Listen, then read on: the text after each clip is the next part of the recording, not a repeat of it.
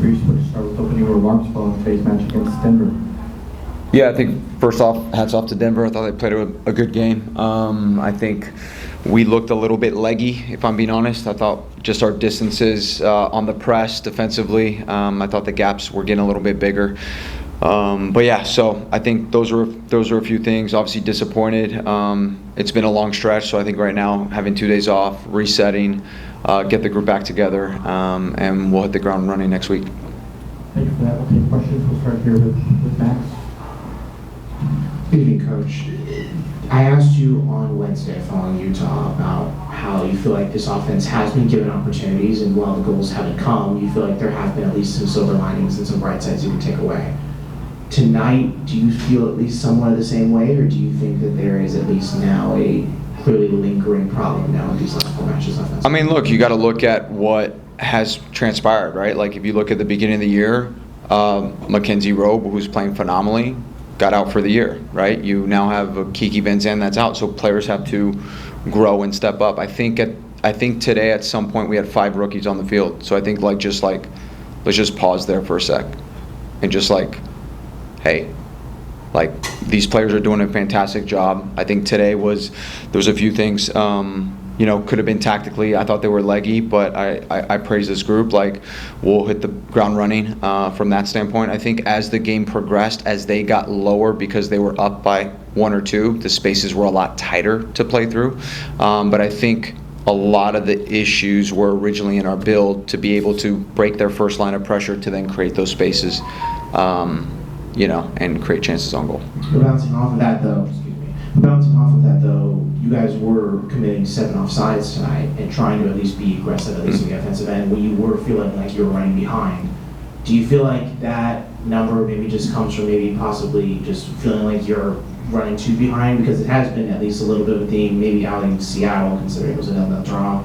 But do you feel like that's at least now the motive of your offense, of trying to almost push the gas so much till it breaks, and just trying to see what offensively can come out of it if that results in goals?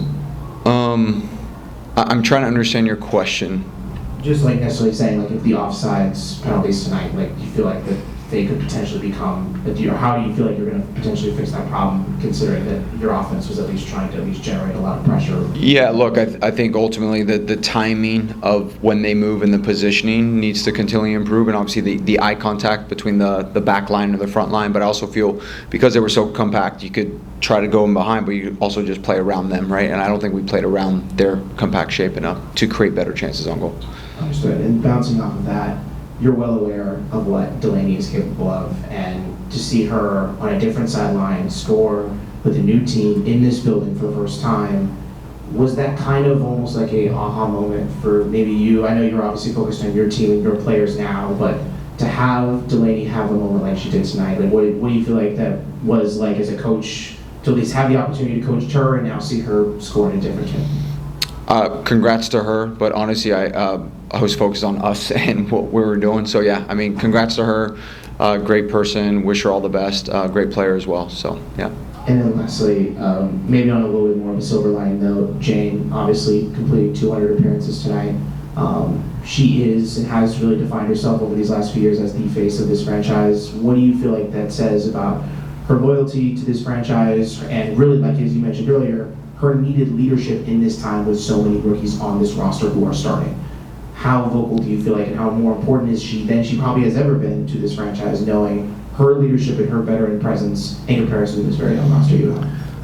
Yeah, I mean, her value is immense, and I think there's no better leader in place to help us steer us through this time. And I think, I can't say enough.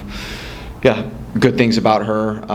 She is one of the most loyal people that you'll probably meet. So I really appreciate her, and we'll definitely, we were even talking a little bit on the field. So I think the biggest thing is kind of regrouping, but I know she'll help lead us into a good direction as well. Yeah, coach, is Daniel. A pesar de la derrota, el equipo se mantiene prácticamente en la medianía de la tabla cuando prácticamente también se está en la cintura en la mitad de la season. ¿Qué le deja a estas alturas? ¿Qué balance hace a estas alturas? Despite the result, the team is still towards above the playoff line. How's the team navigating the stretch, knowing that points are valuable even this early in the season? Yeah, look, if you zoom out for a second, actually look at season and you look at teams, like there are teams right now that, let's say, are on a 3-win win streak where maybe they won one game in the first 5 games that they played, right? So like what's happening like isn't necessarily an anomaly. These things happen and people go on streaks, and I think the biggest thing is just really being clear on what we need to regroup on to move forward, you know. And I think we definitely need to go back to basics. We need to get back to our defensive identity. That's just from a tactical standpoint, and I think there's a few things from a leadership standpoint that we need to keep growing in. So, but yeah, no, I feel very good about the group right now and where they're at. Thank you, Fabrice. Okay, thank you.